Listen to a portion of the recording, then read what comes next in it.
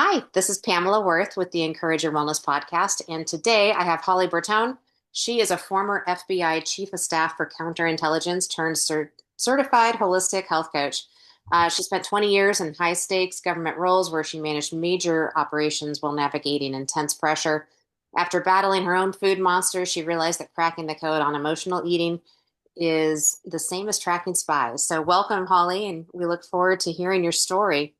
Yeah, thanks, Pamela, for having me on the show. I appreciate being here and look forward to connecting with you and your listeners. Absolutely. So, first and foremost, how in the world did you choose to work for the FBI? Oh my goodness. Actually, before I get into that, I really just want to say how much I admire your work and your podcast.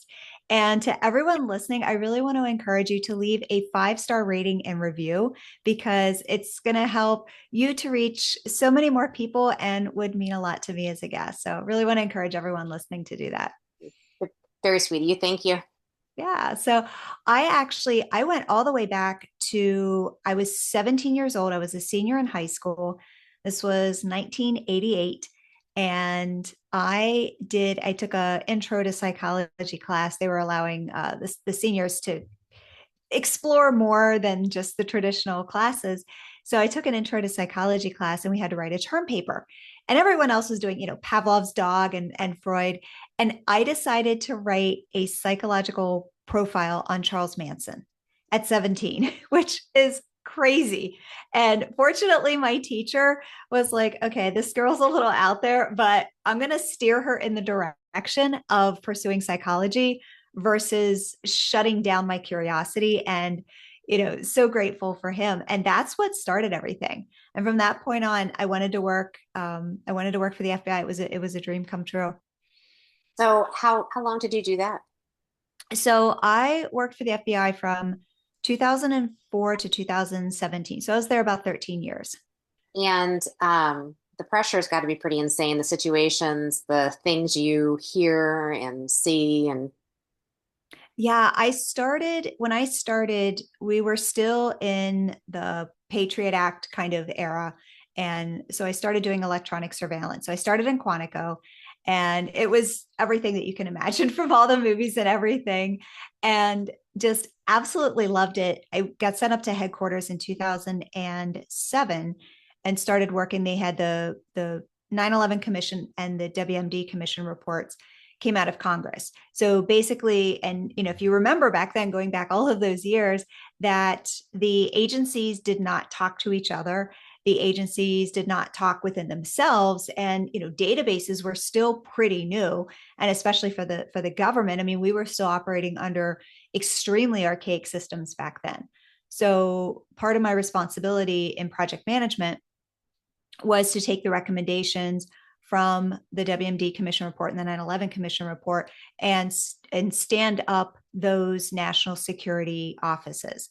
So I helped get the Weapons of Mass Destruction Directorate established, and I was still a contractor at the time.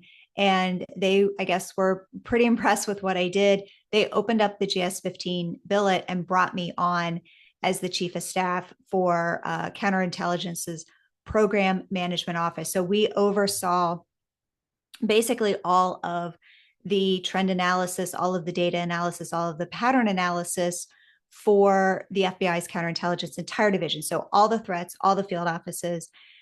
Before we even had systems to do it, we were doing it manually. We came up with some really cool ways to slice and dice all the data and get that pattern analysis and threat analysis up to our executives so that they could make informed decisions about the direction of where we were going on a weekly basis.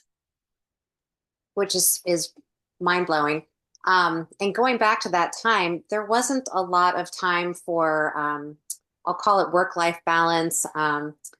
Probably not working out in the morning. Probably don't have access to good, clean food on a regular basis because it's a lot of hurried and meetings um, and so tell us a little bit about how you kind of came into some of the work that you're doing now around health and wellness. Yeah. So, and interestingly, I was actually a triathlete back then. So I was racing in Xterra triathlons. So I weighed, and I'm 5'1", maybe. So I was weighing in at about 110 pounds, which for my height as an athlete was completely normal. And, but I ate my feelings on a daily basis. And there was a time in my life years prior where I weighed 150 pounds and, just ate nothing but processed food, junk food, pizza, ice cream, chips, French fries, chocolate, candy. I mean, Reese's cup, M&Ms. When I was at the FBI, I would dump the M&Ms out of my desk, speed eat them as fast as I could, and do work at the same time, like as fast as I could. Like it was such a high stress, high pressure environment. But I think one of the important things to really share is that it's not about your weight. I mean, I ate the same amount of processed junk food when I was 150 pounds and when I was 110 pounds. And, beyond the scope of this conversation, but the reason that I actually resigned was I was diagnosed with breast cancer and then subsequently an autoimmune disease. And my health just tanked to the point where I couldn't handle a high stress job and take care of my health and take care. And I'm divorced and my stepson is grown now. But at the time, had a husband, had a stepson I was raising, and I couldn't do it all. And something had to go. And it was one of the hardest decisions that I ever made was to leave the bureau. But I was able to focus on my health, and I started down that path of becoming a health coach to improve my own health. I had no interest in coaching. And what I found just over the years, and this is a trend that just kept popping up over and over and over again, was the certifications are great. You learn a lot, but there's also real world application. And the things that they teach you in school are helpful, are knowledgeable, but they're not necessarily going to move the needle. And what I found over and over again in my journey was that what I was learning in school wasn't applying in real life. And it was for me and it was for the clients who I was coaching. And that's when I decided, I was like, you know what? I need to take a different approach to this. And looking at it from that holistic coaching perspective was bringing in those FBI tactics and methodologies, was bringing in my own background, was bringing in different modalities and energy healing and just doing things that are a little more non-traditional. And throughout this whole journey, I realized at one point, I was actually at the bottom of my third pint of ice cream in a weekend. And I realized that I was a health coach and I wasn't healthy. And there was a lot of shame attached to that because I realized that at 150 pounds, at 110 pounds, and as a health coach, it didn't matter the weight. I was eating my emotions. I was still eating a lot of processed junk food. I would eat healthy Monday through Friday, and then I would eat all the junk food on the weekends. I would eat all the ice cream on the weekends, just like 3 pints of ice cream in a weekend. And I'm like, okay, something has to change. Like, this is not okay. It's not okay to be a health coach, to be a leader, to help other people and have that shame that just surrounds me every single day, knowing that I can't control how I eat around food. And that's when I made the big shift in terms of just working with women specifically on emotional eating. And I pretty much, and I've got so many different certifications, but I pretty much just kicked them out the window. And I was like, I want to get to the heart of what actually works. And I looked at how I faced my own food monsters of 40 plus years of being an emotional eater. I looked at everything that I had learned in the FBI with pattern analysis, with staying ahead of the threat. I kind of joke. I'm like, you've got espionage and spies. You've got cake day at the office. A threat is a threat. We need to stay ahead of the threat. We need to neutralize the threat because those daily triggers are going to be there. And then also diving in, taking my psychology background and diving in to the brain science of neuroplasticity And then also looking at this from an emotional eating forensics perspective. So taking that FBI lens, looking at it from that behavioral profile lens. And that's when everything started to come together, because I'm like, okay, there is a different way. There is a way that actually works that has nothing to do with the food, nothing to do with the calories, nothing to do with the weight. I mean, there is a time and a place to talk about what to eat. But if you asked 100 women, you asked 1,000 women, if you asked 10,000 women, what do you need to do to lose weight? They're going to tell you exactly what you need to do. So it's not about the knowledge. We already know what we need to do. It's just what we know isn't working. And the older we get, the less it works. So that's why I love what I do and who I work with, because it basically takes all of those skills that I've had my entire life to be able to help women get past the mindless snackings and the emotional eating and the cravings and the binging and just the overeating and just eat, not just more than that, just that shame too that's attached to it. So how do you help people kind of understand a little bit more about what's going on with them? Yeah. Because some people want to talk about their feelings and some people don't want to talk about their feelings. But how do you recognize in yourself, let alone how to find the right person to help you? And then once they do find you, what do you do about it? I mean, it's kind of hard to put things into practice sometimes. Yeah, and I like to say awareness is really the biggest thing, but I think so often we get so tripped up over the three things that everyone tells us to do. They tell us that it should be everything in moderation. They tell us that it's supposed to be intuitive, mindful eating, and then they tell us that we're supposed to have willpower. Well, I can tell you from 40 years experience, none of that worked for me. I can tell you from the clients who I work with, none of that works for them. When you are on the other side of emotional eating, when you have control over it, when you have a grasp on it, yeah, then those things work. But when you're still in the thick of it, when you're still dealing with all of that food noise, none of this is going to work. And then we feel bad about ourselves. We're like, what's wrong with me? But what it actually is, their researchers at MIT, they found an interesting study on cravings. And what they found is that the moment that that craving hits, your brain has about half of a second to make a decision to eat the food. And that's not a lot of time. And then what we're going to do on top of that, we're going to throw dopamine on top of that. And I know everyone's like, oh, dopamine, that's like babies and puppies, the kind of the reward chemical of feeling good and all the things. Well, dopamine is actually an anticipation chemical. So what happens is that let's say you have a hard day at work, you come home, you've got cupcakes on the counter. In that half of a second, your brain is making a decision. I'm going to eat those cupcakes. There are no other options on the table. So your brain makes that decision in half a second. The dopamine kicks in. So that anticipation is from the second you see the cupcakes until the food actually touches your mouth. And that's when the dopamine kicks in. That's why these cravings are so strong. That's why the willpower, the mindful eating, the intuitive eating, the moderation doesn't work when you're on this side of the fence. And you think about those cupcakes too, like what happens? Well, you eat the cupcakes and you're like, you feel guilty about it. You yell at your spouse because you're like, I told you I'm on a diet. Don't bring the cupcakes home. Like, this is life. This is what happens. This is every single day. And we kind of keep looking at it from this perspective of, oh, I'll do better tomorrow. I'll do better tomorrow. And we're looking at emotional eating. Emotional eating, we have a system 1, system 2 in our brain. So system 1 is the limbic system. It's automatic, it's fast, it's emotional. Eating from this perspective is system 1.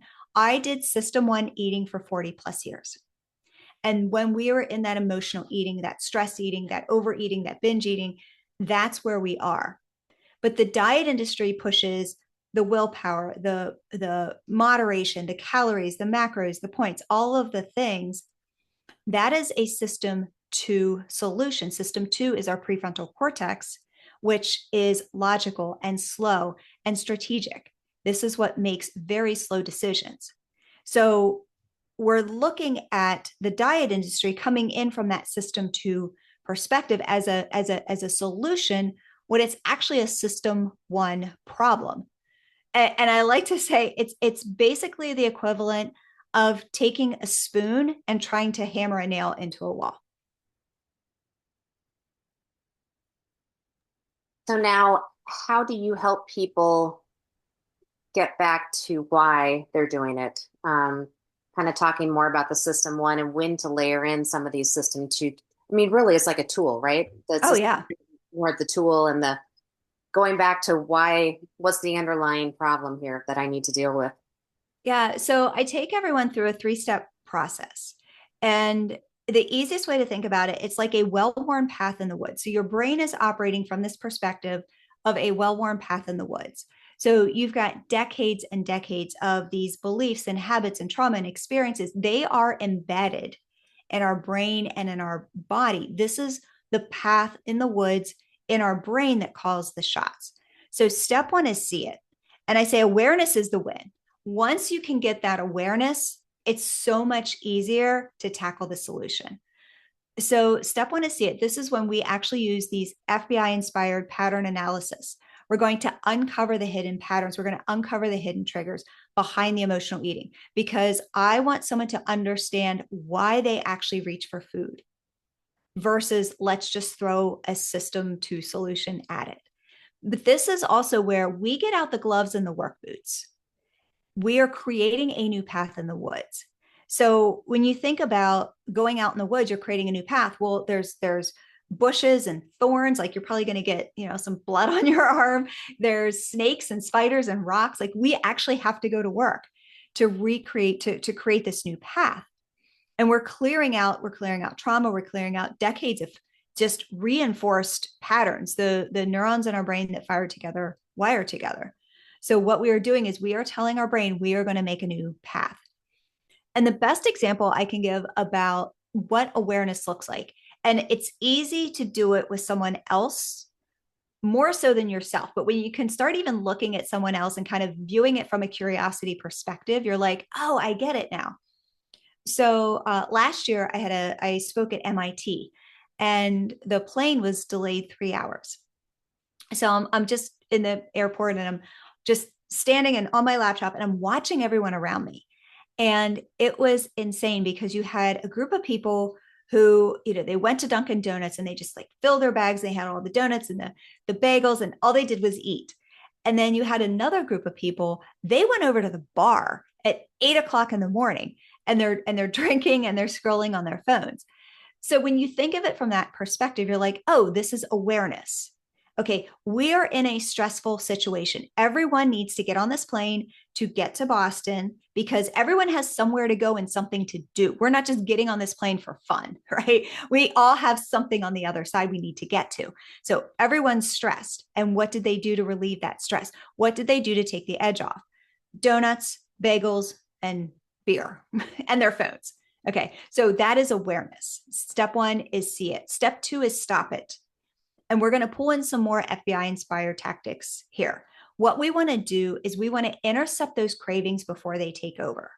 So you remember I talked about the 0.5 seconds and the dopamine. So when you think about it, your brain is in this path in the woods and it comes to a fork. So it's like, okay, I can either go down the path that's been here for decades, the path that I know, the path that I like, the path that's familiar, because that new path that's still under construction. I'm not sure if I want to go under the new path or not. So when we're at that fork, what we are doing is we are telling our brain we do what's called countermeasures. They're tactical pattern interrupts and helps to prevent that threat before it happens. They're tactical interventions. So when we're at that fork in the woods, we're like, okay, brain, instead of going down the old path, we're going to go down the new path. And it sounds complicated. It sounds hard. It is literally the process. If you've ever potty trained a puppy, it is the exact same process. That is the exact same thing we are doing with our brain. We are potty training our brain, but instead of to go potty outside, we're potty training our brain to make different decisions around food. And then step three is shift it. So this is when we're actually rewiring those automatic responses. We're actually creating a healthier and more effortless relationship with food. And so we're coming down that path in the woods, and our brain is now automatically going to the new path because the new path is really sparkly. The old path is now starting to get kind of gross. So we go down the new path, the sparkly path. This is when you had a hard day at work, you come home, those cupcakes are on the counter. And instead of your brain going, I have to eat those cupcakes, no other options are on the table, and you just like have this like almost obsession, like I have to eat the cupcakes. Well, instead of that, what this actually looks like is you come home from a hard day, you see the cupcakes, and you're like, oh, there's cupcakes on the counter. And it goes from food being this obsession that controls you to food just being food. It's just very neutral. And it's not just a healthier relationship with food, it's a healthier relationship with yourself. One last thing. I think a lot of people recognize it in other people before they recognize it in themselves. And so, um, what can you suggest for maybe family members, spouses, teenage children, adult children? I mean, it gets harder when you're trying to help influence those you love, I think, in many situations. Any Yeah. suggestions? Yeah. This is I'm so glad you brought this up. I mentor with a group called Go Girls Go. They're fourth and fifth grade girls. It's like Girls on the Run. So we do the mentorship and then we go for a run. And I did a lesson with them because I wanted to teach this at their level and something that they would understand. And especially at such a tender age when we're talking about like food and body image and they're going through puberty. And so it's really the difference between belly hungry or brain hungry. Is my belly hungry? Am I actually needing food or is my brain hungry? Like, am I needing to eat to cope with something, to take the edge off, to numb out a little bit? And I actually came up with 8 questions that someone can ask themselves or even asks, a loved one or, from just an observational perspective. So I can run off the 8 questions. And really, if we're looking at more than 3, and I would say more than 3 consistently. So if this is, the majority of the days of the week, then we are looking at, and honestly, it doesn't matter whether you call it emotional eating, stress eating, binge eating, food addiction, overeating, like take the label out of it. It's how do we know if this is a problem and I should be doing something about it? So, number 1 is, am I craving comfort foods more often than not? Number 2, do I eat when I'm not hungry? Number 3, has food become my primary coping mechanism? Number 4, do I eat to take the edge off? I like to say, is food my Novocaine? Number 5, do I feel guilt or shame after eating? Number 6, are my eating habits out of control or does food actually interfere with my life? Number 7, am I gaining weight without any other major changes? And then there's, I like to say, bonus points for this one if you're blaming your hormones.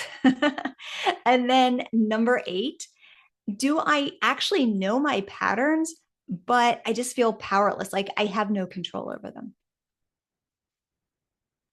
I think those are perfect. Thank you so much. And I really, really appreciate having you on. Where can people find out more about you? And I'll be sure to add, I know you have a bonus gift. I'll be sure to put that in the show notes for people as well. Yeah, absolutely. And thanks, Pamela, so much for having me on the show. And I have a special gift for your audience since they stayed with me until the end of the episode. And first, let me just say who this is for, and then I'll share what it is and where you can get it. So this is for you if you are a high achieving woman who is not in control around food. You're kind of been nodding along this episode. You're like, yeah, I do the stress eating and the mindlessly snacking, and I've got those food cravings and food noise. And it's really cool. It's called the Emotional Eating Tactical Blueprint, and it's got 2 things in it. So the first gift is emotional eating psychological profile. I analyzed 1,791 food cravings, sliced and diced hundreds of data points. So on the other side of this is you get your emotional and stress eating triggers so you can actually understand what's going on behind the scenes. Like it is a full blown psychological profile. And then the second thing is also really cool is I actually reserve this for my clients, but I want to give it to your listeners for free. And it's called the Crime Scene Files Emotional Eating Edition. And this is set up like a true crime style podcast or a CSI TV show. So if you're like get geeked out, love those kind of shows, you're going to get totally geeked out over this. And this is when we actually look at how to intercept those triggers and the behaviors. So if you want the emotional eating tactical blueprint, again, totally free as my thanks for listening, just go to my Instagram. That's where you can connect with me. And it's at holly.bertone, Bertone. It's Bertone. And just DM me the word blueprint, and I will send it over. That's great. Thank you so much, Holly, for being on. I love how you approach this from a smart and scientific way. It's refreshing and actually helps people feel like they can get their hands around something that is many times very difficult to understand and take action on. So thank you. Yeah, thank you. And I really just, my goal is to break the shame because so many women struggle and suffer, and you don't have to do this alone. Thank you so much.